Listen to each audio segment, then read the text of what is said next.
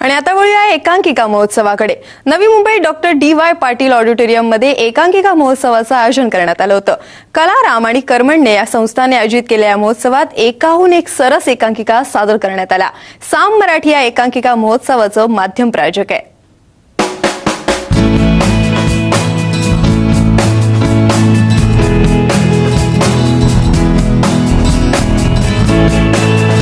सामाजिक, कौटुंबिक, वैचारिक असे विविध विषय हाताळणाऱ्या 7 सर्वोत्कृष्ट एकांकिकांचा सहभाग DY पाटील ऑडिटोरियम मध्ये आयोजित करण्यात आलेल्या एकांकिका महोत्सवात होता।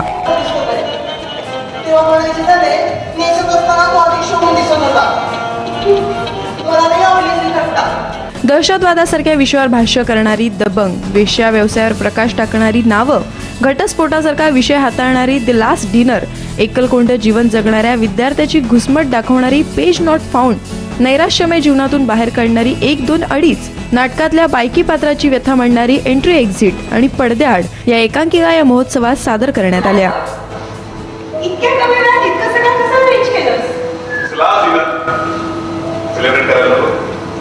Please have a seat.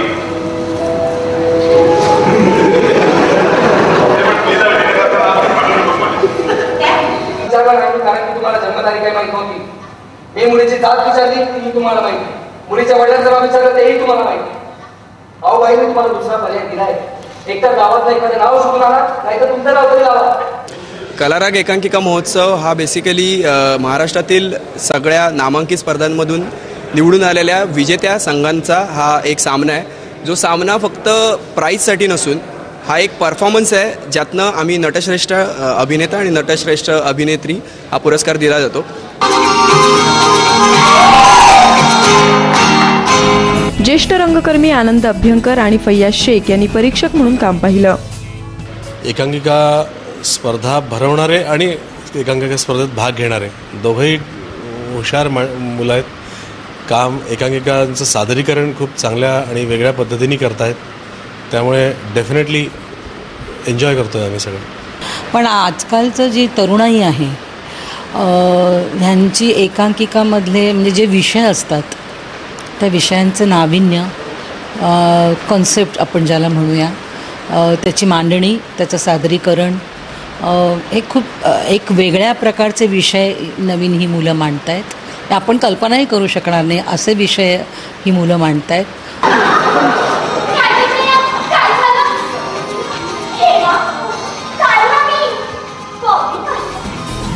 हा महोत्सव म्हणजे नवी मुंबईकरांसाठी एक पर्वणीच ठरली। साम मराठी, नवी मुंबई। याच एकांकिका महोत्सवात सर्वोत्कृष्ट एकांकिकेचा बहुमान पटकावला तो 1, 2, 2.5 या एकांकिकेने। कोण ठरले सर्वोत्कृष्ट दिग्दर्शक, अभिनेत्री आणि अभिनेता त्यावर टाकूया एक नजर।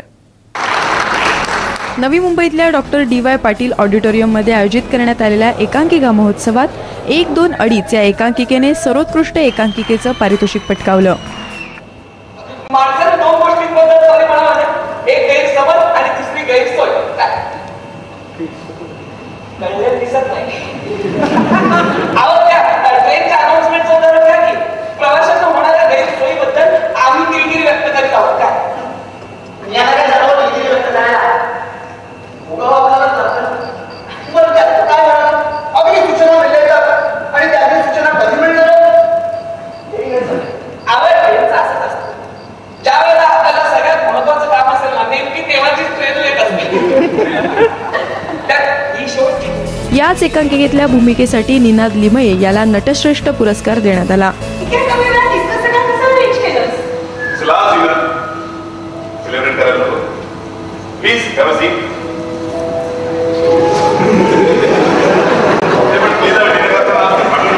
तर कल्पिता राणे हिला द लास्ट डिनर या एकांकिकेसाठी सर्वोत्कृष्ट नायिकेचा पुरस्कार देण्यात आला।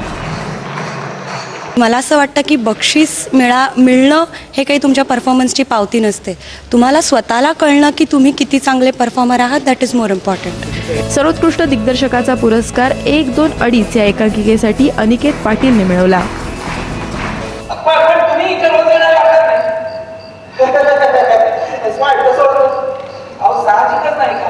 जर तुम्ही रोज इथे येणार असतात तर यापूर्वी कधी ना कधी आपली भेट झालीच असती की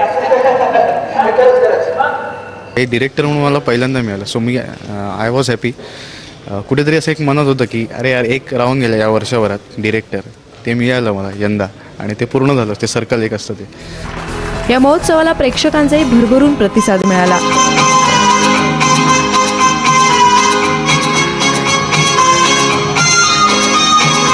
साम मराठी, नवी मुंबई. बॉलिवूडच्याही काही घडामोडी आपण पाहणार आहोत, पण पैसा वसूलमध्ये घेऊयात एक पैसा वसूल ब्रेक. तुझ्यासारखी सुंदर गोड परी माझ्या प्रेमात कशी काय पडली? चुका होतात.